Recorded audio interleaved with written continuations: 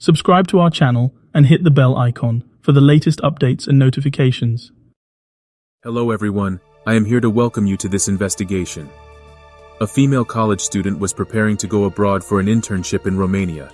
She arrived at the local airport at night, then she had to take a bus, but she found that the last bus had left, so she decided to take a taxi temporarily. After that, the woman lost contact with others. What kind of person would do something to her? Next, I will tell you some stories about traveling the world.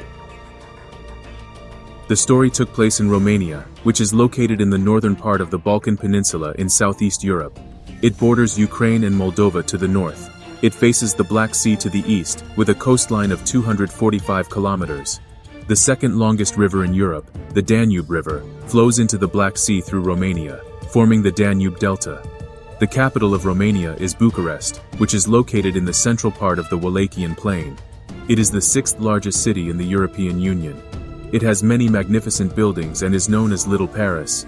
The protagonist of the story is a Japanese named Yurika Masuno. She was 20 years old and was born in Takarazuka City, Hyogo Prefecture, where there is a famous hot spring resort. She also left her hometown and studied English literature at Sacred Heart Women's University. This university is located in Shibuya District, Tokyo. In order to facilitate learning, she left his hometown and moved to Tokyo, where she filled in the residence in advance. She also left his hometown, had a cheerful personality, was good at socializing, and often updated his status on Twitter and Facebook. She was very popular. In his personal profile, she described himself as liking pink, classical music, teddy bears, and sweet things. In addition, she dreamed of becoming a flight attendant, had a strong interest in going abroad, and wanted to meet people from different countries and experience life in a foreign land. One day during his university period, Yurika learned about an organization by chance. It was called the International Economic Dual Track Student Association, abbreviated as AIESEC, and it was the largest student organization in the world. The organization has the characteristics of being global, non-political, independent, and non-profit. It can provide college students with opportunities to participate in overseas internships. To join the organization, you need to have certain conditions, such as being able to speak English. And Yurika's major at the university was English, and she was also very interested in going abroad for an internship. After learning that there was such an organization, she signed up without hesitation. In January 2012, Yurika worked hard and got the opportunity to participate in an overseas internship. She would teach Japanese in Romania. She had everything ready and set off for Romania with great expectations. But before the journey reached its end, Yurika met with an accident. Who would do something to her? Next, we have to go back to August 15, 2012. This day was a Wednesday. This day was the day Yurika left for Romania. As the plane gradually accelerated on the runway, it carried Yurika away from Narita Airport and flew to Vienna, Austria. She would transfer there and then fly to Romania. Around 8 o'clock, the plane slowly landed at Otopeni International Airport in Bucharest, Romania. According to the plan, after arriving at the airport, Yurika still needed to take a train to reach her final destination. To get from the airport to the train station, she needed to take a bus. After leaving the airport hall, Yurika went straight to the bus station. At this time, she found that the last bus of the day had left and she had missed it. She had to wait until tomorrow. Yurika decided not to take the bus anymore, but to take a taxi to the train station. Really? At this time, a man called out to her. The man walked up to Yurika and asked her if she needed help. The man claimed to be an airport baggage handler and was familiar with the area around the airport. He could help her call a taxi. Yurika told the man that she wanted to go to the train station. The man heard this and gestured for her to follow him. Because Yurika saw that the other person's English level was not very good, the two had to communicate by guessing, but the other person looked very enthusiastic and did not look like a bad person, so Yurika followed him. Before long, the man did find a taxi for her. The man then said that it was a bit late now and it was dangerous for Yurika, a girl, to take a car alone, so he could take her to the train station. Yurika accepted the man's kindness and got into the taxi with him. 2 days later, a local resident in Romania was going to take a bus to the bus station on National Road 1. At 700 meters from the station, the resident suddenly saw a woman lying in the woods by the road. She realized that something was wrong and immediately called the police. After receiving the report, a large number of police officers rushed to the scene. They blocked the surrounding area, and the investigation work officially began. The caller found the woman lying in the woods 5 miles from the main road, with no signs of life. Her body was covered with some leaves, her clothes were dirty, and she had bruises and abrasions on her body. There were obvious marks of tears on her neck. The forensic results showed that the woman was killed 2 days ago, due to mechanical asphyxia caused by pressure on her neck. She had been violated before her death. 60 meters away from the woman, the police found her suitcase. From the items in the suitcase, the police learned her identity. This person was a 20-year-old female college student from Japan, Yurika Masuno. Her wallet and phone were missing from the suitcase, and other items were intact.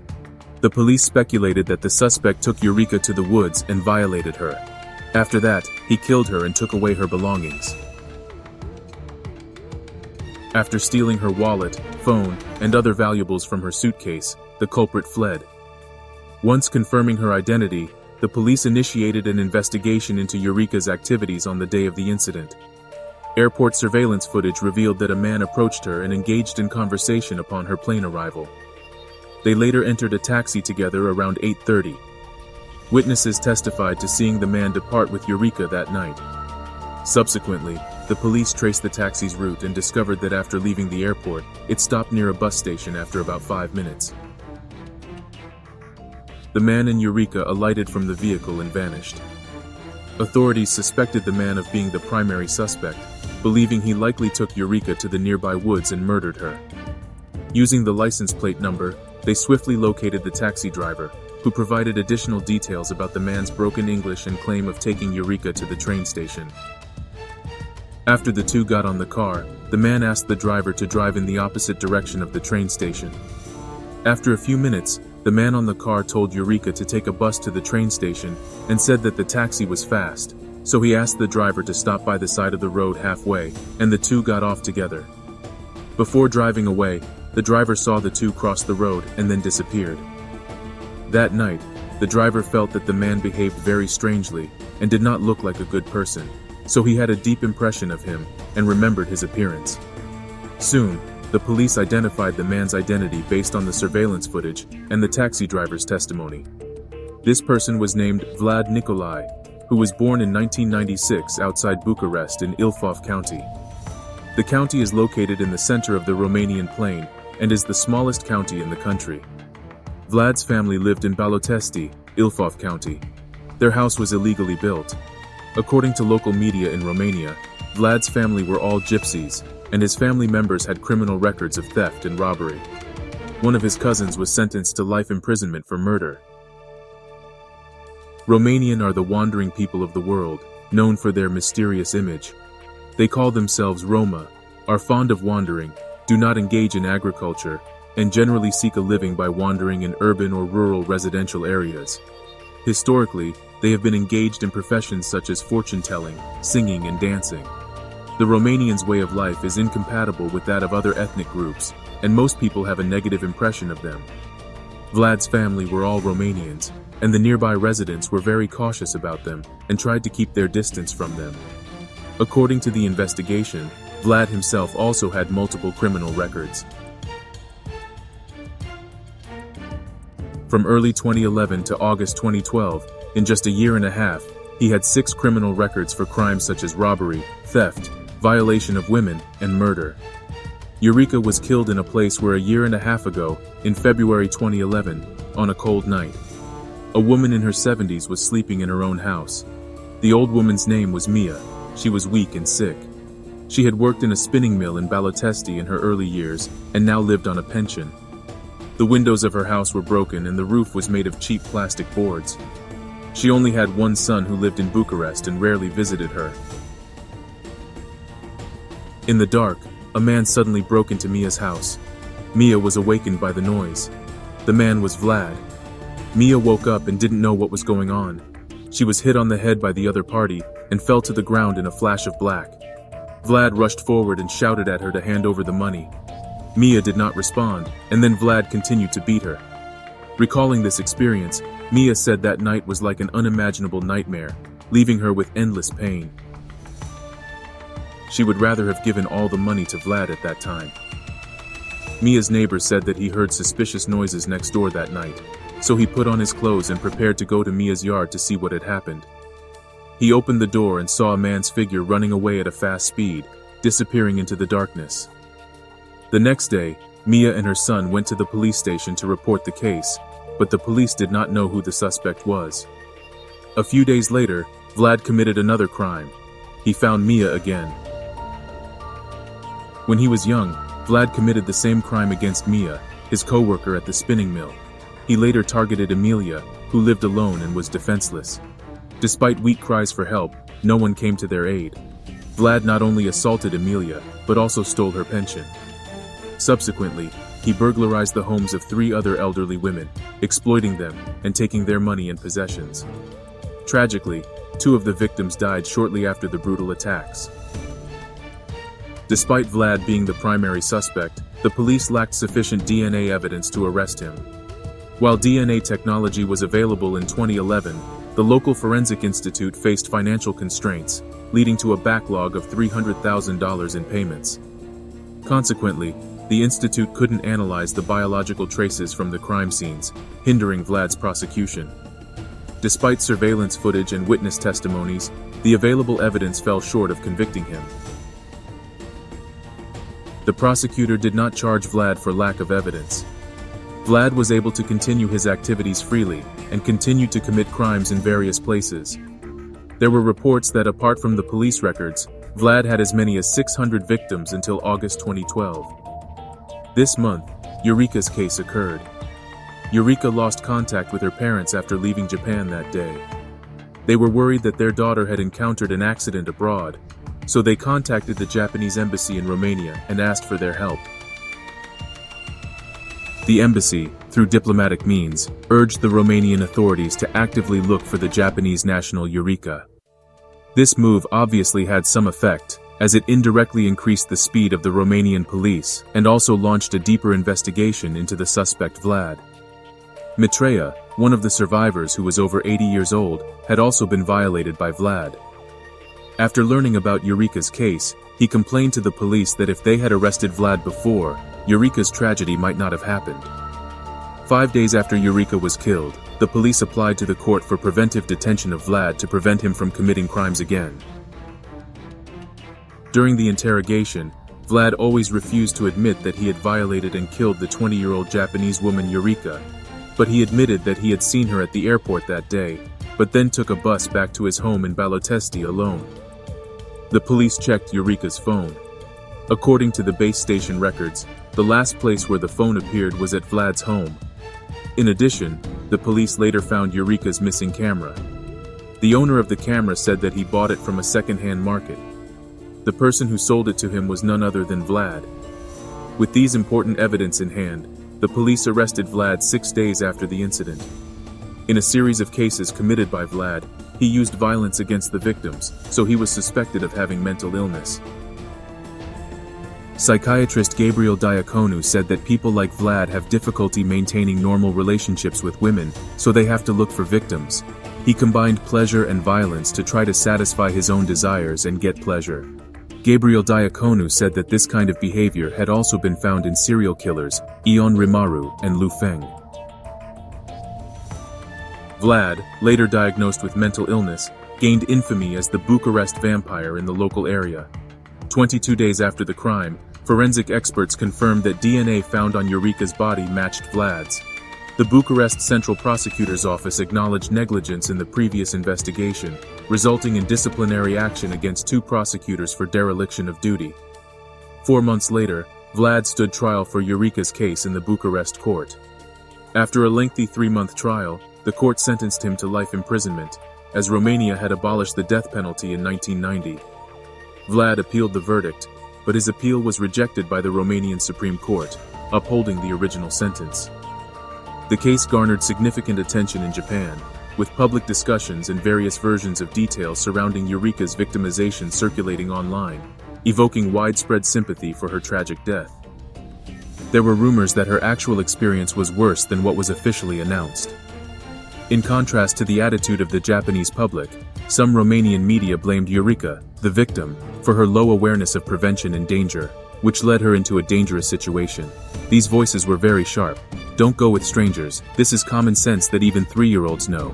She showed us how bad Japanese women are. The victim said she was studying English, but I think she didn't even have basic common sense. In a radio program in Romania, a female DJ said, "I can't believe anyone would get into a taxi with a strange man who suddenly called out to you." The Romanian media did not show any regret for Yurika's experience, but brought up the victim-blaming theory. Valentin Iordache, the public relations manager of Bucharest Airport, also said that in fact, anyone, including criminals, can freely enter and exit the airport. Although Romania is one of the EU member states, it is the lowest in economic development and the worst in security among the EU countries. At Romanian airports, there are a group of people who wait for foreign tourists who do not speak the local language, looking for opportunities to approach them and arrange taxis for them, thereby earning tips. Was Yurika really as lacking in risk prevention awareness as the Romanian media accused her of? The reality may not be so. Her posts on social media can reflect her psychological changes. A week before leaving for Romania on August 8, 2012, Yurika posted a tweet on Twitter. "Romanians are so nice. I'm looking forward to the training." The words reveal her longing for the trip to Romania and her excitement. On August 14th, the day before departure, Yurika tweeted again that she would leave Narita Airport at 11:15 the next day. After that, she posted 3 more tweets, expressing her worries and anxieties. "Me? I'm really going to die. I didn't expect it to turn out like this. If it weren't for the BSS members sending me off, I would definitely refuse now. My chest hurts because of the exchange. This is the first time I've experienced something like this. My chest hurts, and there's nothing wrong with the bunny, just worried and cried a lot on the phone, calm down a bit." From her tweets, it can be seen that the original plan seemed to have some unexpected changes, which even made her have the idea of refusing to go to Romania. On August 15th, Yurika left for Romania by plane. She tweeted that she was very happy shopping in Vienna during her transfer in Austria, but in addition to her excitement, she was still worried about having to take a train alone at night to her destination, Cluj-Napoca. She said that after arriving in Romania, "I have to take a 3-hour night train by myself, which is my biggest worry." After that, Yurika never updated her tweets again. From these tweets, it can be seen that Yurika may have been informed of a completely different itinerary the day before departure. She knew that no one would pick her up, and that she would have to take a night train alone to her destination. Yurika had expressed her concerns and fears about the difficulties and dangers she might encounter multiple times. In a foreign country, she found herself relying on the help of a stranger, perhaps seeking comfort and reassurance. Little did she know that her trust in this false kindness would cost her life. Contrary to the claims made by the Romanian media, it is evident from the above content that Yurika was not lacking in safety awareness. The incident also shed light on the organization she was affiliated with, prompting intense debates. Some believed that the organization should have arranged for someone to pick her up from the airport to ensure her safety, but due to unforeseen circumstances, this did not happen. This negligence indirectly contributed to the tragedy. Following the incident, people closely monitored the organization's actions, but they declined to comment or hold a press conference. It wasn't until August 20th, 5 days after the incident, that AIESEC finally posted a notice on their official website, stating that they would not provide any explanations out of respect for the deceased's family's wishes. From beginning to end, they did not express condolences to Yurika, who died. When Yurika lost contact with her family, her brother, out of concern, asked the official of the Japan summit on Twitter about her whereabouts, but no one responded. Many students who had participated in overseas internships arranged by AIESEC said that they had similar experiences as Yurika. That is, they did not receive proper arrangements and reasonable help from the organization. Another person who had joined AIESEC Japan branch revealed that after being introduced by the organization as an intermediary, it was customary for the students themselves to negotiate the schedule and details of the meeting with the local branch. but if the Japan branch really could be irresponsible, he should also respond. AIESEC expressed condolences to Yurika. After the incident, public opinion had some impact on this organization. But it is still active in various countries today, helping college students to go abroad for internships. To this day, Vlad is still serving his sentence in a prison in Bucharest. He committed many crimes in his life and caused serious harm to many victims, and he will continue to serve his sentence in prison, to pay the price for his crimes. That's all. Thank you for watching as always.